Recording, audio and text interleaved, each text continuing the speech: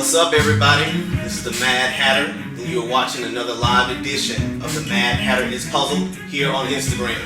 I thought I'd be able to get it on YouTube, simulcast it there. I'm going to have to just make a video and put it on there after the fact. I was really hoping to simulcast it today. I used the wrong computer, and the rest is history, so it just is what it is. But again, I am grateful to have this opportunity to come before y'all once again to share with you a few of the things that are on my mind about what's going on in our world today.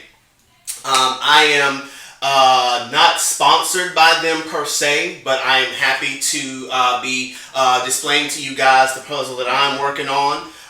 It is Butterfly's Dream from Art Puzzle. I got this puzzle from the company Unique Gift Boxes Shop. You can find them with the handle at Etsy Concepts. They also made these lovely socks that I'm wearing right now. And so if you go to Unique Gift Boxes Shop, they have this as well as many other wonderful puzzles to choose from. And I love the Art Puzzle Company, and so I'm glad that I found Unique Gift Boxes Shop to be able to do these puzzles. Look at me dropping stuff from these companies, including this one here that I am so excited to be working on sometime this month. Like, I am really excited about this one. Like, I've been looking for this one forever and a day. So really glad to have this one. Riddick Puzzles, it's so good to see you once again. I hope you're doing well on today. Hope that you've had a wonderful week. I certainly have.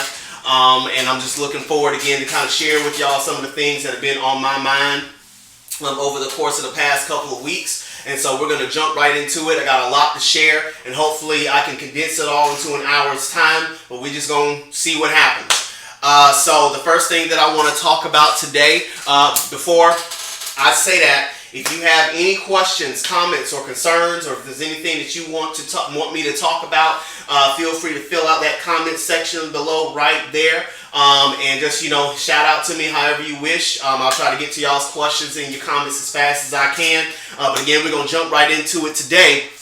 The first report is coming from USA Today. The report says Minnesota corrections officers filed a complaint alleging minorities weren't allowed to be in contact with Derek Chauvin.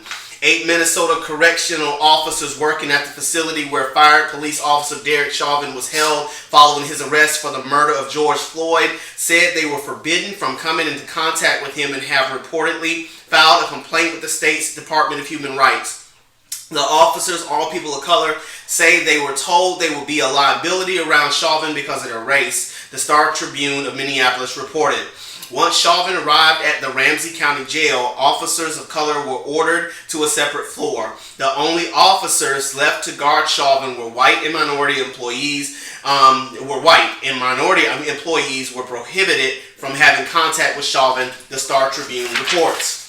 The officers of color called the order a segregation order, according to the Star Tribune. What's going on, Faith? It's good to see you today.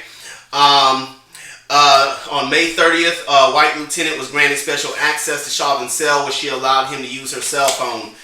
Quote, out of care and concern and without the comfort of time, the jail superintendent Steve London made a decision to limit exposure of employees of color to a murder suspect who could potentially aggravate those feelings, Lydon said in a statement which was provided during an internal investigation.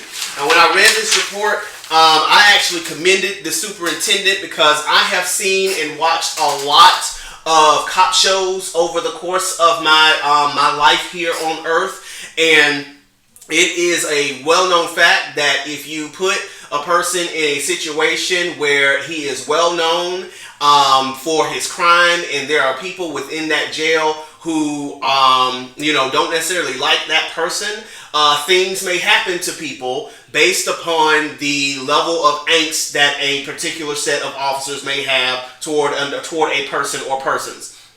And so although it may feel discriminatory, I've seen too many times where, a known, sex offender of some kind was known in the prison, and so he ended up getting hurt because of his crime. I've seen many instances on TV shows when a cop was in the prison and he was put on the general ward instead of separated, and so the guards kind of turned their back for 1 minute, and all of a sudden he's got like 50 daggum holes in his chest. And so I can only imagine with the level of angst and anger and frustration about Derek Chauvin and his actions toward George Floyd, in his murder, that those guards and those officers may have a thing or two to say about that guy. And it's no telling what may have happened to him had he been guarded by blacks or by other minorities compared to whites. And so even though it kind of can come across as being like, oh, you don't want black people to be around him, at the same time I feel like the superintendent made the right call, because he recognizes the level of anger and frustration that has come from this situation, and he knew that in order for Chauvin to get the due process that he deserves, regardless of what his crime was, that he needed to be in the safest possible condition that he could be, being guarded. And again, right, we can argue right or wrong all day long. I'm not here to discuss, the rightness or the wrongness of his crime, or the fact that he's being provided safety and protection compared to other people. But what I am saying is that, for once, the officers in the law enforcement officials made the right call by putting him in the safest possible position, because we could be reading a news report saying, that Derek Chauvin got a whole bunch of shank holes in his chest, because somebody decided to go ham on him for whatever reason. And so even though it does bring up a lot of still that deep-seated anger and frustration and because of what he did to George Floyd, at the same time, in my opinion, they made the right call, because I've seen too many TV shows. Y'all hear me talk about Chicago PD all day.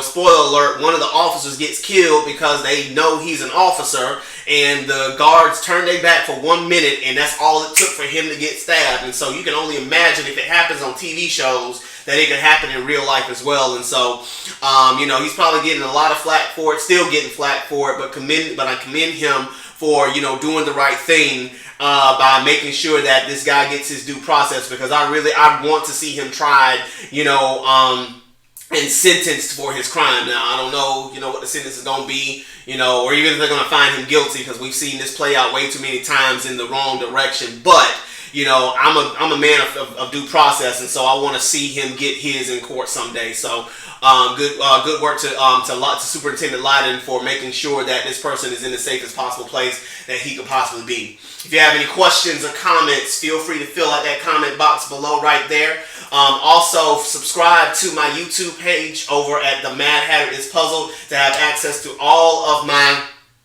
content, including this podcast, which will be uploaded hopefully within the next few days to my YouTube page. But again, fill out that comment box below if you do have any questions or comments that you want to give me at this during this podcast. The next thing that I wanted to talk about today, this was very odd that this happened. Like, I couldn't even get my mind to wrap around the fact that it's the 21st century and these things are still happening at such a widespread scale. But again, thanks to social media for pointing these things out, so that way we can know and we can actually say something about it. This story comes from CNN. Says Little Caesars fired 2 employees after a couple found a swastika made of pepperoni on their pizza.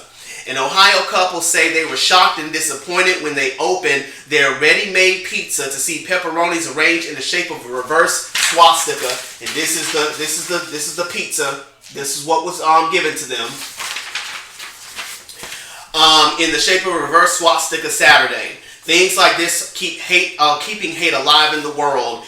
Jason Laska told CNN, "We all need the exact opposite of this right now." He grabbed a hot and ready pizza from the warmer at Little Caesars in Brook Park, Ohio, about 14 miles south of Cleveland.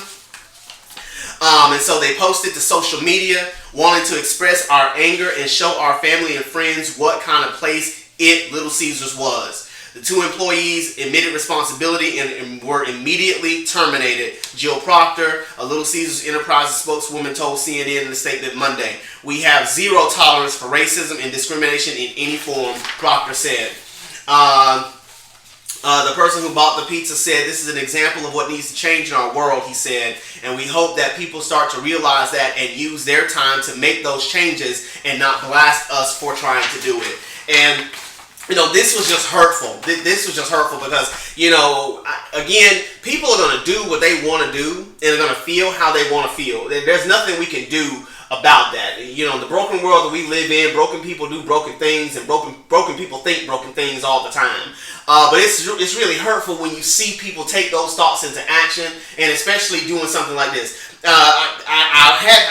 Before I reread the story, but my wife pointed it out to me earlier today. You know, I was under the impression that maybe they had done something to this dude. Maybe there was a phone call that was made, and so they're like, "Oh, we're gonna show you." Not that that makes it right, but these guys made a hot and ready pizza. And for people who don't know what Little Caesars is, they make hot and ready pizzas where you go to the store and you get a pizza off the shelf that's ready to go. Like, you ain't gotta wait in line, none of that. You just get it, you pay for it, and you leave. And so these guys made a pizza with a swastika on it, and was just hoping that someone would pick it up. And for what reason? What possessed you to display this type of, you know, hatred or frustration or evil in the world by putting a pizza together and saying, "I can't wait till somebody sees this"? Because I can't even wrap my head around, what were you trying to accomplish? What were you trying to, you know, demonstrate? What is it that you were trying to do? You can come in whenever you're ready. Hi. Oh, okay. Like, what were you trying to do? What were you trying to accomplish? What were you trying to figure out? Like, my mind cannot wrap around the fact that you had this person or these persons who decided, "I'm going to put a swastika on a pizza today." Like, were you trying to do some type of artistic movement? Like, was this one of your little art things you were doing? Like, "Hey, let me see if I can do this and pull this off on a pizza." It makes absolutely no sense. I can understand putting your initials on it. I can understand you making a star. I can understand you making a square. I can understand you making numbers for all I care. But the fact that you made a swastika and decided, "I'm going to put this in the oven, I'm going to put it on the shelf, and I hope somebody buys it," baffles my mind. It makes absolutely zero sense. I'm glad that they were fired. I'm glad that they were made examples of. And I hope this is one of the reasons why I'm glad social media does exist, even though I know it has its problems and issues, but I'm glad that it exists because it allows us to see when stupid stuff is going on and allows us the opportunity to be able to say, "Hey, that's dumb, you shouldn't do that," and to put enough pressure on people to actually get stuff done. We are seeing that happening on such a global, widespread scale now, which we'll get into in just a moment, but even with little things like this where, no, I'm not going to allow you to continue to spew your hate or your evil or your, you know, your frustrations or whatever in such a maniacal way and think that this is okay. And if you're going to support it, Little Caesars or whoever, then let it be known we're going to put you on blast. And you know, in the world that we live in today, if we put enough pressure on you, you will lose dollars. To see look what happened with Papa John. No, Papa John it ain't even his store no more. They still call it a Papa John's. How you figure that? And so again, you know, hats off to the people who, you know, kept their poise. They kept they didn't get like angry and bitter, and rather they just put it out there and say, "Hey, this is what happened to us, Little Caesars. Y'all need to do something about it." And hats off to Little Caesars for actually doing something about it by firing those guys. Because again, you know, it should not get to this point. It should, your anger or your frustration should not lead you to believe that this kind of stuff is okay. If you have any questions or comments, feel free to fill out the comment box below, and we'll try to get to those questions or concerns as fast as we can. Again, you are watching the Mad Hatter is Puzzled live on Instagram. We will take this, box it up, and put it on YouTube for you guys to consume if you don't get to watch all of it today. Again, this beautiful puzzle is what I've got on my table right now by Art Puzzle called Butterfly's Dream. It's made by Art Puzzle and is sold on Unique Gift Boxes Shop website. If you go to their handle, Etsy Concepts, you can find all of their great puzzles there. And definitely leave a note saying that I led you there. All right, the next thing that I want to talk about today is the fact that fireworks are selling out, even though they felt like they were going to have the worst year they ever had. This story comes from NBC News, and it says that illegal fireworks are a regular part of summer nights in most cities, but residents are complaining that this year the fireworks appear to be louder, more frequent, and going on longer than before, waking up neighbors into early hours of the morning. Now, cities are cracking down. Brooklyn residents said the street corners and intersections are littered with colorful, spent cardboard packages, along with the trademark red wrappers, try saying that 5 times fast, from firecrackers. and are all illegal for sale, transport, or use in New York City. According to the city, the residents lodged more than 1,700 fireworks complaints in the first half of June, compared to just 21 during the same time last year.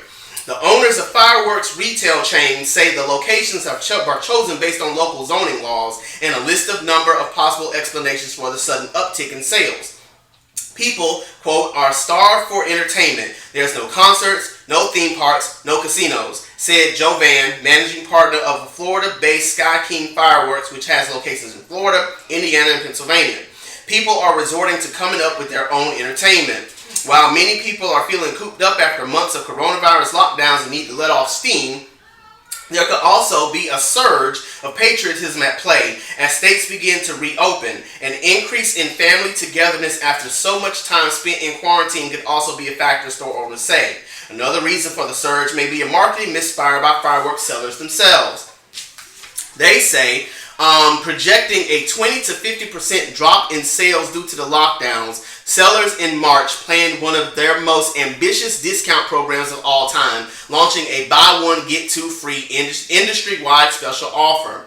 Instead of only advertising the promotion to previous customers, they took out billboards, radio ads, and targeted online ads in addition to their catalogs and direct mailers, hoping to capture business and keep their stores in the black amid the nationwide lockdowns. Rather than seeing their business cut in half, stores have seen sales soaring more than 200% in some locations.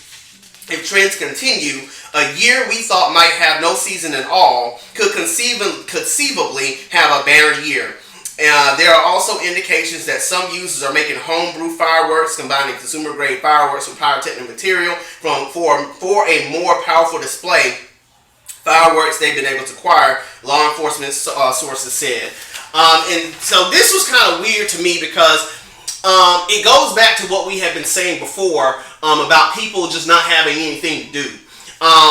Thankfully, the fireworks people definitely don't have to worry about going out of business this year because obviously people are buying a whole bunch of stuff. But man, can I just say, if you're one of those people who's going to use fireworks, man, listen, it's not July 4th yet. Can you wait until the 4th? That's all I got. That's all I'm really worried about in me bringing this story up. Because listen, I'm all for having fun. I'm all for having a good time. But listen, I can't tell the difference between fireworks and gunshots, okay? So if I'm outside, I'm chilling on my back porch, enjoying the rain or the breeze or whatever the case is, and all of a sudden I'm hearing pop, pop, pop, all of a sudden out of nowhere, and it's nowhere near the 4th of July, I might want to call somebody, to see what is going on, because I don't like the sound of pops like that, especially working at the prison like I do. And so, if that's something that you feel like you have to do in order to find something to do, can you go do that on the day that it's designated so that at least I know what's going on and I don't have to be scared out of my mind because it's the 3rd or the 5th or the 6th or the 7th or the 15th or the 30th? That's what I'm afraid of, because just like the New York residents are saying, like, people are firing off fireworks. They were firing off fireworks 2 weeks ago, 3 weeks ago, 4 weeks ago. Like, bruh, what are you doing? Why are you doing this? It is not time to be firing off fireworks, especially with everything that's going on in the world right now, between the protests and between us being cooped up in our houses. Man, we don't know what's going on outside no more. So I can only imagine on the July 4th, there's going to be a lot of people who's got some shell shock going on, and they're going to hear these things, going to wonder what in the world is going on. Do we have to get prepared and need to bunker down or something? And so all I'm asking is that if you are going to fire off these fireworks, anyone in Valdosta who's listening to me, which I doubt is happening, but in any case, if you are going to fire off your fireworks, at least do it on the day of. Like, after that, don't fire off no more fireworks, man, because we got too much going on, and we're all cooped up in the houses, can't do nothing, can't go nowhere, and the last thing that I need to be worried about is whether or not what I hear is somebody trying to knock down my door, or somebody just trying to, say, hey, I'm bored, and I just want to see some pretty lights in the sky. If you have any questions or comments, feel free to fill out that comment box below. I'll try to get to those questions and comments as fast as I can. Again, you are watching another live edition of The Mad Hatter is Puzzled on Instagram. The next thing that I wanted to talk about today, this came from the New York Times, and this story really kind of opened my eyes to something that I kind of knew was to be prepared for, but just to see it in print just really made a big difference for me in terms of just recognizing the truth of it all. The story from New York Times says black activists wonder, is protesting just trendy for white people? This time, black protesters have been joined en masse by white people in rallies across New York City and around the country. Now, though, the protests in New York City are ebbing somewhat, though they are still drawing thousands of people to some events, particularly on weekends. And outside City Hall, there is a growing encampment of diverse demonstrators who are demanding deep cuts in the police budget. And so that naturally raises a question for black activists who have long dedicated themselves to the movement. Will the commitment of white protesters endure? Some black people have responded to the influx of white protesters with a mix of hope, I told you so sentiment, and skepticism. For longtime activists, there is a frustration that it took a global pandemic and yet another death at the hands of the police to push white people to publicly embrace the movement. And they wonder how long white people will keep showing up. Opal Tometi, 35, a co-founder of Black Lives Matter, called the outpouring beautiful, but she added, quote, I have minor trepidation like most that this could end up being a trend. When the social media posts die down, will the actions and people's conviction for change die down too? She said in her written responses to questions. This other person, Mr. Beckford, said he and his friends have had to tell some white protesters that they could not just show up and take over. They said, quote, our fight is our fight. Their privilege can amplify the message, but they can never speak for us. There have been moments where some have wanted to be in the front, and I've told them to go to the back. Research does seem to confirm black protesters' sense that they have been joined for the first time at demonstrations against police brutality by large numbers of white protesters. And so I wanted to bring this up today. Let me make sure that was all my quotes that I wanted to pull. Yeah, I wanted to bring this up today for mainly just one reason. I was reading this book. I can't remember what it was. I think it was, The Way of the Dragon or The Way of the Lamb. I can't remember.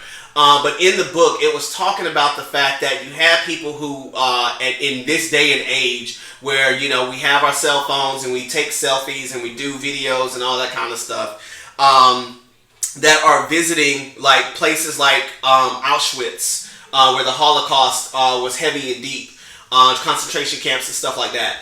And they would go and they would be taking these pictures in these weird poses and would be all like, at the, Auschwitz camp, LOL, or, this is where they killed people, LOL, and would do all these little crazy videos and pictures and, come together.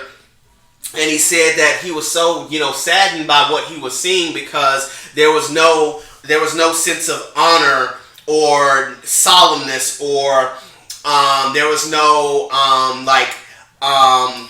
what's the word I'm looking for? There was no honoring, the space that they were in. Instead, it just was a tourist attraction for them, and there's just no solemn grace to that space for them. It was just a place to just take some pictures, say that they've been there, put it on their post, put it on their wall, and be like, check this place off. Let's go on to the next place. And for some reason, that's what this article kind of rose up in me. The fact that, I'm sure and I am convinced, just like we know with the civil rights movement in the 60s and just about every movement that's ever happened over the course of American history, there have been, I see a puzzle piece, there have been some people who have actually been in the fight who were not of the same race as the people who were fighting. There are plenty of white people who were, fighting with Martin Luther King and Malcolm X and all of them. There were, plenty of, whites who had been advocating for slavery to be abolished when slavery was at its prime. I'm talking about 17th century, 16th century, 18th century. I read In books that I've read, that there were plenty of people, plenty of Christians who were fighting for slavery to be abolished in American society long before it ever was. And they were doing it off the base of just human decency, not trying to propaganda war or anything like that. And so there have been white people who have been trying to fight for blacks for forever. And so, I look at this story and I'm looking at this situation and wondering to myself, like, I don't think that, this situation, and my wife brought a very good point up earlier today, I don't think that white people are not going to fight for blacks. I do not think that white people are not going to fight for us.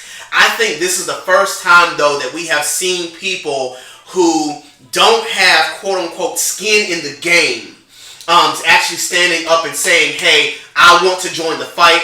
I want to understand white privilege. I want to understand what I can do to try to help this.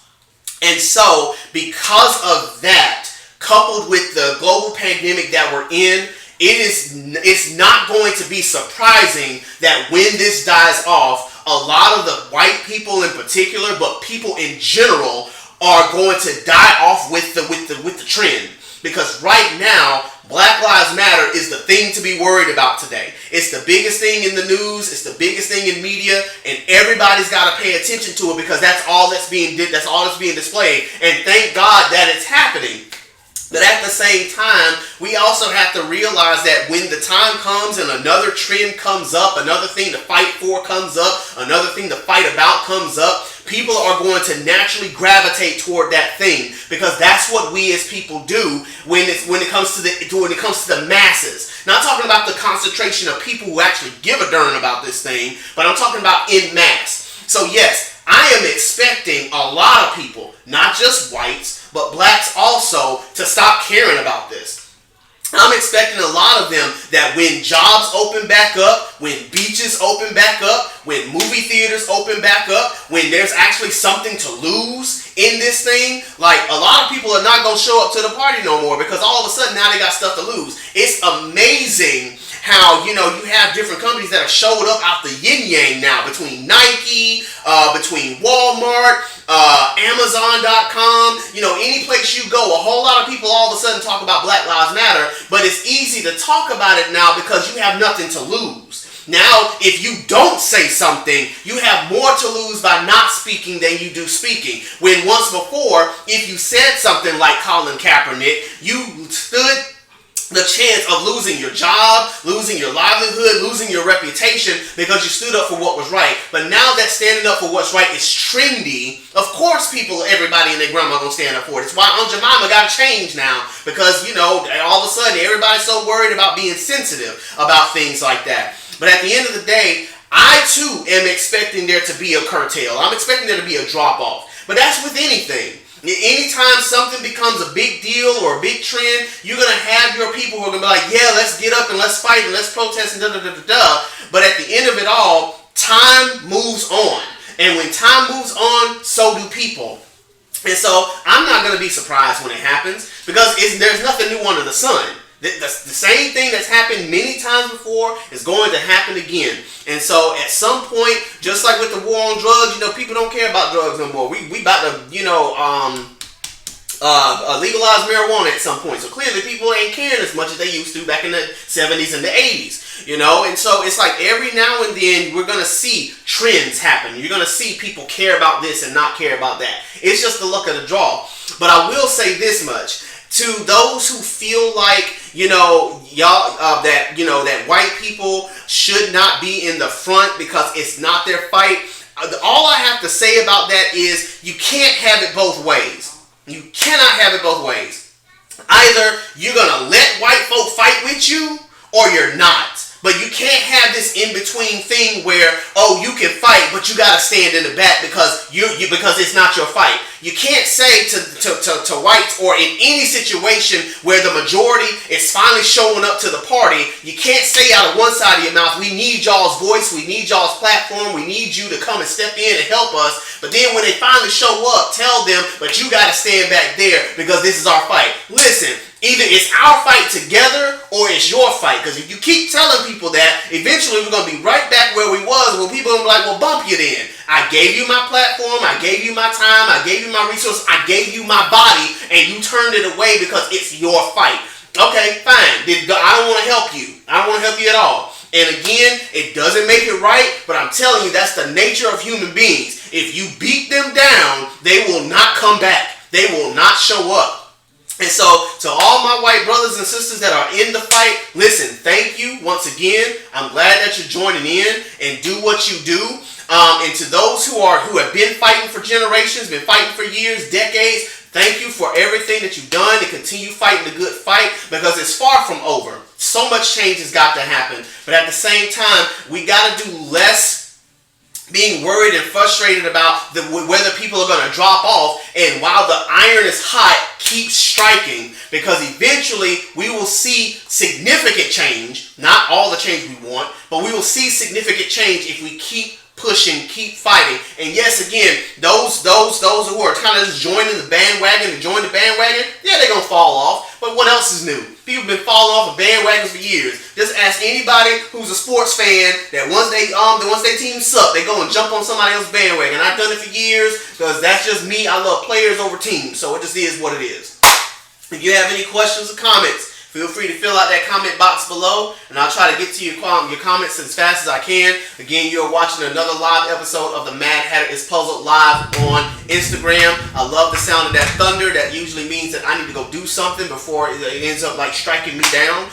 And again, we're not sponsored by them, but I just wanted to again just show them off today. This is called Butterflies Dance by Art Puzzle, and I got this from Unique Gift Boxes shop. I also got their lovely socks from there as well, these lovely puzzle socks. And so if you go to Etsy Concepts here on Instagram, you can find all of their stuff there. And again, just go give me a shout out there. Let them know that I sent you. The next thing that I want to talk about today, see if I can find it real quick. The next thing I want to talk about today is gender reveal parties. Woo! So the person who actually started the gender reveal party is now saying that she regrets ever doing a gender reveal party. This lady's name is Jenna Carvundus. She said in 2008, while pregnant with the eldest child, she threw a party at which she announced the baby's sex by cutting into a cake filled with pink icing. She wrote about the event on her blog, and of course that blog went viral. Soon, gender reveal parties became a massive trend, one that has come to involve increasingly extravagant choreographed reveals and sometimes even deadly stunts. One such party led to a 47,000 acre wildfire in Arizona. Another involved explosives that killed a soon-to-be grandmother.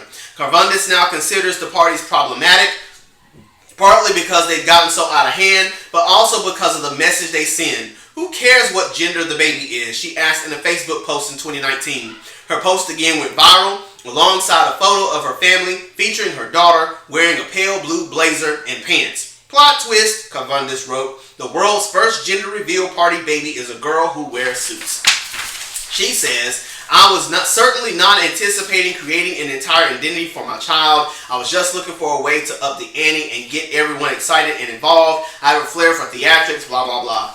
Now I think the whole thing is not great at all. The problem is that they overemphasize one aspect of a person. Secretly, when I was pregnant with Bianca, I wanted a girl, but it wasn't that I wanted to dress her up in tutus. The nursery was blue and yellow. The playroom was in primary colors. For her first birthday, we put her in a black blazer. Maybe I could just feel who she was, but my thinking about gender really has changed with my second daughter, who is pretty girly. You don't want what's between your legs to guide your path in life. I want my kids to grow up in a world where gender doesn't matter. Now I just try to cater to each child. Whatever flavor we get, we're happy with. Bianca's pronouns are she, her, but you might be surprised how many girls wound up in suits if they were allowed to do whatever they wanted. And so I kind of read this, and on one hand, I was right there with her, because let me tell y'all something. It's just me. I'm a dude, so what else is new? I don't know what the big fuss is about with these gender reveal parties, because they make absolutely no sense to me. I mean, I'm all for, the pictures and the woohoo and all that kind of stuff, and I'm all for a good time, some free food, the whole 9 yards. But But I really don't understand the point of the gender reveal parties, man. Just tell everybody what the gender of the child is, man. If it's a boy or a girl. I mean, it's not that deep. It's not. I mean, come in here and say how you really feel. It's a surprise. My wife said it's a surprise. I don't care. I do not care. Tell me what it is, and let's go ahead and get this mess over with. I do not care. It does not matter to me. But again, you got people who want to make a big deal out of it. Good for them. Whoop-de-doo. But I just found it very surprising. See, thank you, Minty. Thank you, Minty Fizz. You understand where I'm coming from. And so it brought my heart a lot of joy to see that the originator of these gender reveal parties was like, what are we doing? What are we doing now? Because now it's like it's too much. Like you're doing fireworks and you're doing like, you know, the cakes I can understand, but you're doing balloons and you gotta shoot the balloon. The kids mess stuff up. You know, again, the 47,000 acres of land that got burnt down because of a gender reveal party. Like you're doing too much now. It's become too much. I'm sorry. And so I don't get it. I don't understand it. It makes absolutely no sense to me. But what she brought up, you know, kind of took me for a loop, because on one hand she was talking about the fact that she was sad that the parties are happening, feels halfway responsible for the burn downs that have happened and stuff like that. But then she flipped it when she talked about the fact that she felt like the people were making too much of a big deal about one aspect of a person. And it's like, I get it, but I don't get it, because on one hand, like you're talking about the parties, but on the next hand you're talking about a whole entire gender. I don't think that people really go into these gender reveal parties thinking about they're creating an entire identity for a child. I don't see that. I don't see them going in for that. It's just like a marriage. You know, people get really amped up and excited about the wedding. I don't think they really look at the wedding as all of a sudden the launch pad for the marriage. I think the wedding is just the wedding. Now, I could be wrong, you know, but it is what it is. For me, a wedding is just a song and dance of, you know, a piece of paper and a commitment. I love you, boo. A commitment that can easily be done at a courthouse. So the wedding just becomes this big show of in a symbolic gesture of what the marriage is supposed to be. But it's not like the wedding is supposed to define the marriage. In the same way, I don't think these gender reveal parties are meant to... I said something. I don't think these gender reveal parties are meant to define the child. I think that if it's a boy, we gon' call it a boy, and the primary color that everybody thinks about with boys is blue. If it's a girl, you know, then it's pink. I think we get so wrapped up in these gender identity conversations and politics that we start to lose sight on, you know, the fun of what happens in these parties. Again, I think they're dumb, but whatever. But again, I don't think that people go into this saying, we're going to define our child as a boy, and this blue is the first step toward defining him as a boy, or pink is the first step toward defining her as a girl. I don't think people go into these parties thinking that. I think, again, kind of took it a bit far left with it. But again, you do what you do, you feel how you feel. I don't understand it. But again, I don't think that it really was that deep. I mean, I think about Amy Santiago off of Brooklyn Nine-Nine, where she's a girl and she's a girly girl when she wants to be, but she loves her pantsuits. You know, I don't think anybody really cares. Like, her daughter wears pantsuits. Good for her. I don't think it has anything to do with her being a boy or a girl or whatever. It's just that she likes pantsuits. Okay, so what? So again, I don't think that really, to me, it doesn't jive when it comes to trying to make sense of these gender reveal parties. Again, my whole thing about it is, for what? What are we doing it for? It's really not that deep. So I don't understand it. Y'all can try to help me understand it. My wife talked about it being a surprise. Big deal. Don't care. Whatever. I really don't care. But it is what it is. To each his own. Y'all have fun. Just be safe. Don't be dumb. Don't burn down 47,000 acres of a forest just so you can say it's a girl. It really ain't that deep. Y'all have any questions or comments? Fill in the comment box below. I'm going to try to get to those questions or comments as fast as I can. You got anything you want to add to it? Yay? No? It's a celebration. It's a celebration. What's the birthday? Do you care? Do you care about your birthday? Do you want to celebrate it? You just kind of yes, I want to celebrate my birthday. You just kind of made your point about the wedding thing. What's the point of a wedding? You can easily go to a courthouse. So for what? I don't don't like her right now. You can't use my argument against me to then beat me at the argument. That ain't the point. I like birthdays, okay? I don't understand gender reveals. It's entertainment. It's just something to entertain people, to have fun, because it's something new that people are introducing to the world. And so, I mean, the fun of it. Like, I like them because it's exciting, it's surprising, and you can have fun at them. And free food, Eddie. Well, that free food party, yep, I'm definitely gonna be in on that. Yep, I'm gonna definitely get on this. So when we doing the gender reveal party? No, there's no surprise birth a kid coming, y'all. So that was purely a joke. I'm sorry I even brought it up. I just want to move on to the next story now before people start saying when y'all having a baby, it's not gonna happen no time soon. All right, next story that I want to talk about today. Doing good on time. Minty, I love you, man. I love you to life, man. Next story that I want to talk about today is the fact that it's two stories wrapped up into one, and it's gonna be interesting. So just kind of roll with me on this, okay? Roll with me on this. The first story is that Chick-fil-A CEO faces backlash after shining black musician's shoes on stage as a repentance for racism. Chick-fil-A CEO Dan Cathy is facing backlash again from some after shining a black man's shoes on stage during a panel. After telling a story about racism and repentance, Cathy pulled out a shoe shine brush and began to shine more sneakers. Lecrae Moore, who is a black Christian rapper, shined his sneakers, explaining that the world needs to have an apologetic heart. I invite folks to put some words into action here, Cathy said. And if we need to find somebody that needs to have their shoes shine, we need to just go right on over and shine their shoes, whether they got tennis shoes or not. Maybe they have sandals on, but it really doesn't matter. While Cathy's message was intended as a display of repentance, it was ill-received by some individuals on social media, with conservative pundits and politicians among the unimpressed. Meanwhile, Republican California congressional candidate Errol Weber tweeted on June 19th, "As a black man, I implore white people to stop this insanity. I don't want anyone to shine my shoes, wash my feet, or any other sanctimonious insanity. Just treat me like a person, and I'll do the same to you." Then the NFL came out with this. The NFL plans to play the Black National Anthem before week one games. The NFL plans to have the song "Lift Every Voice and Sing," known as the Black National Anthem, performed live or played before every game in week 1 of the NFL season. "Lift Every Voice and Sing" will be played before the Star Spangled Banner. This will begin with the nationally televised first game of the season, which is on September 10th, with the defending Super Bowl champions hosting the Houston Texans. The song will also be played during the full slate of those week 1 Sunday afternoon games, during Sunday Night Football, and during 2 ESPN Monday night games. "Lift Every Voice and Sing" was first written as a poem by James Weldon Johnson, according to the NAACP's website.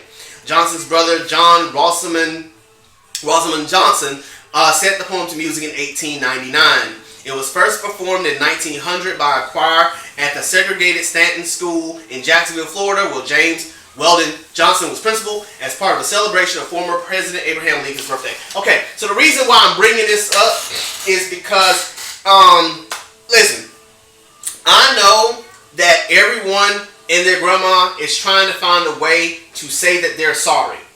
And that's all well and good.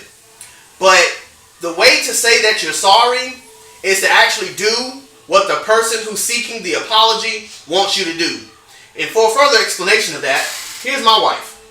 Huh? Oops. What am I supposed to say? You ain't supposed to say nothing. But you had said earlier today that this situation is kind of like being in a relationship. Oh, yes. So I was thinking about the fact that in bad relationships, when you have someone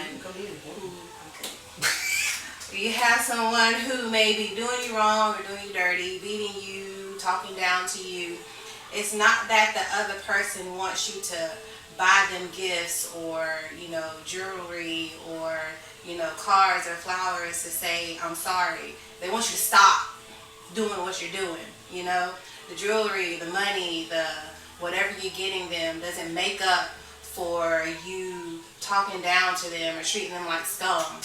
But you stopping what you're doing means everything in the world to them. Like now, like I get that, people are trying to do everything they can to show that they're with us or whatever. But my thing is, you can't do what the people who have done it need to do, if that makes any sense. Like the people who are killing or whatever, you can't not kill for them. That's something that they have to do. But I understand that people are trying to show symbolic gestures. It's just, it's not going to stop what's happening. And so I guess I just don't know how to take, you singing the national anthem, what is that doing? Is that stopping the killing, or is it stopping everything that's going on? It's not. But I can't say that I'm not grateful that people aren't stepping up. You know what I'm saying? Because I wonder if people stepping up shows the people who are doing wrong that needed to stop, because they're by themselves now. You know what I'm saying? Mm-hmm. Because when the bad person in a relationship sees that, they're by themselves and no one is stepping up for them or no one agrees with them about what they're doing to their significant other, they feel alone. And I would hope that they will want to stop, But, then you have some strong-minded people out there who are like, I'm not going to change. I am who I am no matter what people say. So, I don't know. Yeah, and I'm 100% on that, on both those points, because on one hand, it's like, I'm glad they're doing something. We're glad they're doing something. They're trying, because it's very easy to sweep things under the rug. So at least they're trying to do something. But some of the things that people are doing is just dumb. You gonna get on stage and shine a man's shoes. I get it, but it's not connecting to what the situation is. And so, yes, it's a symbolic gesture and all, but it's not addressing the primary issue. It is a sign of humility to get on your knees and shine somebody's shoes, yes. But at the end of the day, right, at the end of the day, is that going to solve police brutality? Is that going to stop racism? No, shining another person's shoes is not going to do that. And so rather than try to put in the energy and the effort to make these symbolic gestures like singing the Black National Anthem during a football game, nobody cares. Nobody cares about the anthem. Except for people who feel like we gotta have the anthem in there. Nobody cares about that. I want to see people play football. Every time the anthem comes on TV, I want them to stop so they can go play football. I don't want to hear the anthem during a football game. And so it's all these gestures that are being made all of a sudden, even with Aunt Jemima not being Aunt Jemima no more. Whoop-de-doo. I don't care about Aunt Jemima. I care about the product. I care about the syrup and the pancakes. I don't care about Aunt Jemima. I don't care about half this stuff, because at the end of the day, like I said, it's a trend right now. And so, but at the same time, again, just like you said, we don't want to just poo-poo what they're doing either. They're trying. People are trying. They're bucking up sometimes, but they are trying. They're trying their hardest to find a way to say, I'm sorry. To say, even though I may not have been a slave owner, but I am a part of a system where I have benefited, and I am sorry that I was a part of that system and that I ignored the problems for so long. This is my way of symbolically saying I want to try to do something about it. And so we don't want to just poo-poo the attempts, but again, just like it was said, and just like my wife said, we don't want people to just stop at the symbolic gestures, and I think that's the issue. We don't want you to stop at the symbolic gestures. Do your symbolic gestures, but hear what we're saying and stop doing what we told you to stop doing. Do what we want you to do. It's not about just doing the gestures to say, oh, we're going to give $5 million, or oh, we're going to sing the Black National Anthem during a football game. But no, now it's about, we want to stop systemic racism and police corruption and all these other things in between at the fundamental levels, and so we want to stop that, and we want to do everything we can, even if we don't get seen. Oh my gosh. Even if we don't get seen on screen, because all this stuff that's happening now, this is all just fodder for media attention, media presence. Oh, look, he shines shoes. Oh, look, they're doing the Black National Anthem. Oh, they're giving $5 million. Everybody can do it when they're in the lights. But what are you doing behind the scenes? Where's all that work? Where's all the grunt work that needs to be done that no one's going to see or even maybe give you credit for? That's what we need to see. That's what we want to see happen. And so again, I mean, dead on both points. Like we don't want the symbolic gestures to end, but we don't want it to stop there either. Like, do what you said you're going to do what we're asking you to do, and just treat everybody like a human being. Not just blacks, but everybody get treated like a human being. Questions or comments, feel free to fill out the comment box below, and we'll definitely try to get to them as fast as we can. Again, you're watching the Mad Hatter's Puzzle and Etsy Concepts. We see you. Wanted to put this out there that I showed that Butterfly's Dream right here is the puzzle that I'm working on that we got from you guys. And so we're grateful once again for you guys existing, because I wouldn't have half these puzzles that I have right now sitting behind me without you. And so thank you for being in existence and for loving me the way that y'all do. If y'all have any questions or comments, fill out that box below. Try to get to them again as fast as we can. The last story that I have on my list today before Instagram kicks me off is the fact that the Simpsons will no longer have characters of color voiced by white actors. You talking about sheet cake? I did not talk about sheet cake. Did you want me to talk about sheet cake? If I have time, I'll get to it. Simpsons will no longer have characters of color voiced by white actors. The Simpsons is the latest show to make big changes to its cast amid ongoing Black Lives Matter protests and a reckoning in entertainment and other industries over acts of systemic racism and white supremacy. All this is about to change after producers announced that they will no longer be using white actors to voice people of color. Moving forward, quote, the Simpsons will no longer have white actors to voice non-white characters. This January, Hank Azaria announced he would no longer voice the character Apu after 30 years. The Simpsons is just following suit for the rest of the cast. Mike Henry, who has voiced the black character Cleveland Brown for more than 20 years on Family Guy and The Cleveland Show, has announced he's stepping down from that role too.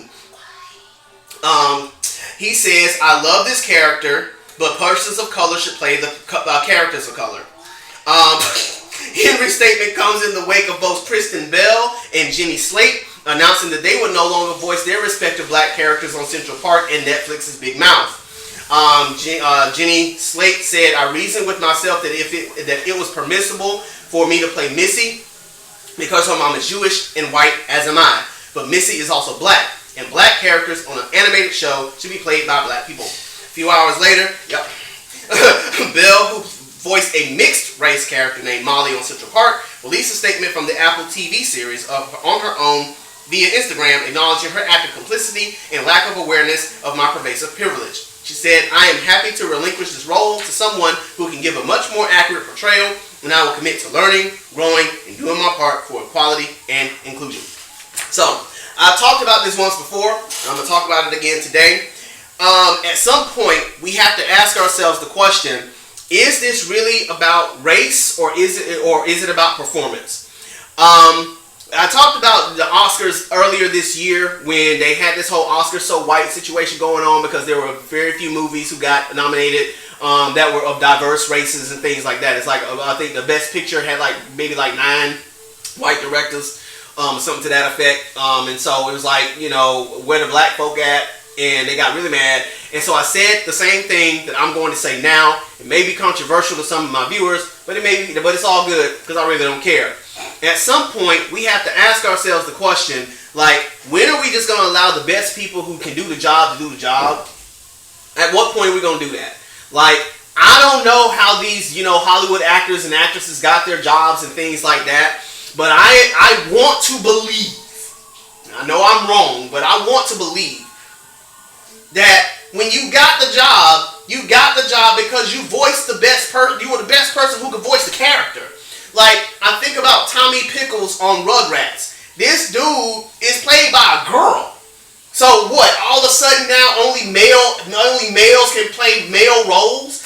Only females can do female voice roles. I wouldn't have even known that Tommy Pickles was voiced by a girl until I saw something on Facebook where it showed all of her characters that she had played over the past 20 years. This chick is the bomb between Cartoon Network, Disney, and Nickelodeon. She's voiced like over 1,000 characters, and the girl is the bomb and can play all of them off a drop of a hat. It makes no sense to me. She is the best person for the job, but because she's a woman, are we now saying that only males should play male roles? So now the voice of, Tommy Pickles, somebody's got to not only learn how to play that role, but now got to mimic her voice in order to play the role right, so that we don't feel dumb. Like, I know that ain't the Tommy Pickles that I remember listening to over the course of the past, however many long years it's been.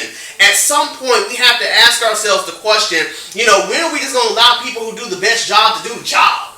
And that's across both boards. We obviously know that there are some blacks who can do the job just as well as whites, and we've been fighting for discrimination laws and anti-discrimination and affirmative action for decades. But at the same time, it's like, I don't believe that any person who is playing a role and has played a role for decades, should feel pressured to relinquish their job or relinquish their role just because of the pressure that comes from that. Again, if you feel like you're obligated to do it, then you do what you do. If you feel that pressure to give up that role, to give up that right, to give up that privilege, then yes, by all means do so. But again, if we're again living in a perfect world, which again, as I sit here thinking about it, obviously things have changed now compared to what they were 2, 3, 5, 10, 15 years ago. If you're the best person for the job and you've done the auditions and you've done and you've done the callbacks and you've done all those things and you landed the role based on your performance, then by all means continue to play the role. Don't feel pressured to do so just because it's the trendy thing to do now, to feel like you have to relinquish things so that you can be more cognizant of what's going on in the world. Because at the end of the day, like we said, these are things that are going to happen, regardless of what the situation or the circumstance is. And like I said before, if you are the best person for the job, you're simply the best person for the job. Again, if there is racism and if there is, things that are going on within it that we're not really sure of, that we don't see, then by all means fix the system. Make the system work. But again, if it is done in a fair way and done in in the best way possible, and you land the job, man, play the role. Because at the end of the day, if you can do the job and you beat out everybody else who is doing the job, then you deserve the job. No ifs, ands, buts about it. And like I said with Oscar So White, I pray for the day where, everyone is included. It's all inclusive. They do what they do, if they're able to, if they're making their movies, and for some reason or another, if it is a majority white or majority black or whatever the case is, it's not because the people who selected them were, whites and they only selected whites, but instead it's because these were the best movies this year.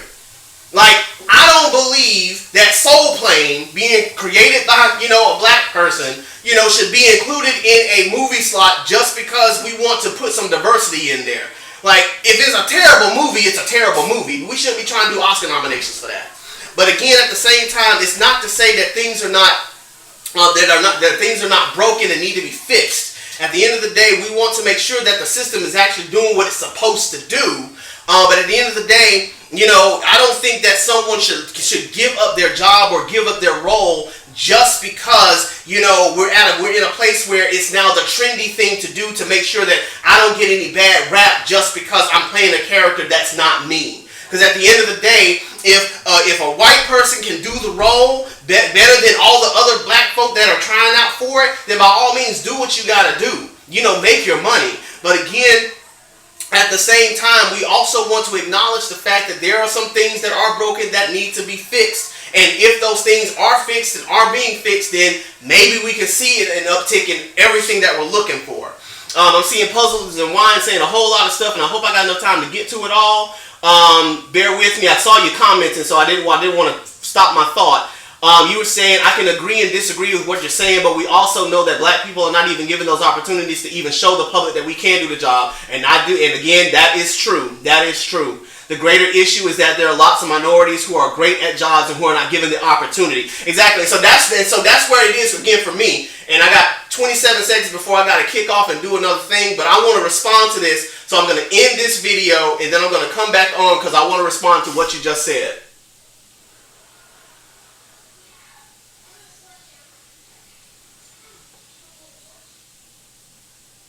How long does it get here?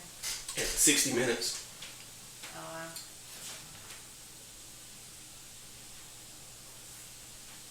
I'll fix this later.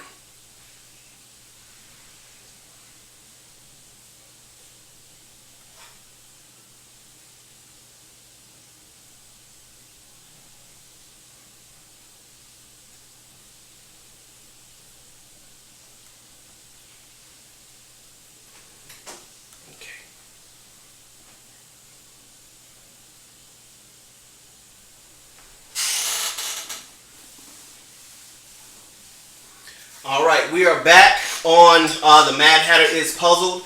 We were just getting through, toward the end of the podcast, and again, Instagram only gives you 60 minutes before they shut you down, and so it was shutting me down. And I wanted to get to the last thing that Puzzles and Wine had said regarding not being given the opportunities. And so for me, that's a separate conversation. In that, if you're not given the opportunity, that's a systemic thing that needs to be fixed. That's the situation that goes beyond just a person not getting the role. So I'm not arguing about being given the opportunities. That's a separate conversation. It does, and so I'm not negating the fact that there are times where you don't even get the chance to show for the job. I can tell y'all stories about just me not being given an opportunity just because of my skin color or whatever the case was at that time. But in the event, in situations where, people are given those opportunities and they are beaten out by everybody else, I think, again, that's what the Oscar situation for me this past year was all about. After all the diversity things that happened, after all that had gone down, they got their panels, and everyone is more inclusive, more diverse. The best movies from the previous year, a lot of them were created by white folk. And again, it wasn't a knock against any black or foreign film. It was just the fact that when I thought about what great films were out there for the year, a lot of them were done by majority white folk. And so it wasn't a matter of there not being an inclusion in that particular year. I think there was just a lot of good actors, a lot of good movies that were made by majority white folk that happened to beat out all the ones that were made by blacks. Now again, that's a matter of opinion because we know art is subjective, and so you have people like, no, that wasn't the best movie that was made last year. If I think about it, it was this, and this. Of course. And so again, it's all subjective when it comes to those sort of things. So again, what I'm not saying, I saw you just kick online, Puzzles and Wine, so I wanted to say it again. In terms of the opportunities themselves, that's a separate conversation. But though it's not saying that it's not important, because again, if you're not even given a chance to come to the table, just like Tyler Perry said, you have to build your own table at some point so that you can just give yourself your own opportunity. And so it's not to negate that fact. There are some people who you don't get the opportunity to actually get on the stage. But if those opportunities are available and they're taken and people are actually given the shot to do what they do and they just happen to get beat out by somebody else, it's not a knock. It just is what it is. And so again, it's not to say that people aren't given the opportunities, but if they are and they're beaten out by someone who doesn't fit the bill as we think they ought to, does that mean that they should relinquish the role just because they don't? Again, I don't believe that's the case. I think that if you've done the job and you've done it well and you've done everything that you can to be a good representation of your craft, then by all means keep doing what you do. If you so choose to relinquish it, you do what you do. But I don't think it should be a matter of pressure from people to relinquish that role. And so she says, Puzzles and Wine says, I will argue that it seems they beat them out because they receive the funding and the media, and that is a very good point. and also someone who has family in the industry, that's not how it works. No, again, I'm not arguing that. That's a totally separate thing. Like if the systemic part of it is a totally different conversation that we can have. Because again, if it's the system that needs to change, just like we're seeing with everything else in our world today, more so than we have in times past, then we need to go in and fix the system. So that way people are given those fair shakes that they need to try to get those opportunities that they deserve for being, crafty and doing what they're doing. And so again, it's not to negate that point. I think again for me, it's just the fact that if you're doing a great job and you're doing your best and you're honing your craft and you're doing what you do, it's not necessary. I guess for me, it's another one of those symbolic gestures where it just seems it rings kind of hollow to me in that what are you really giving it up for? Are you giving it up because it's what you want to do, or are you giving it up because you've been pressured to do it?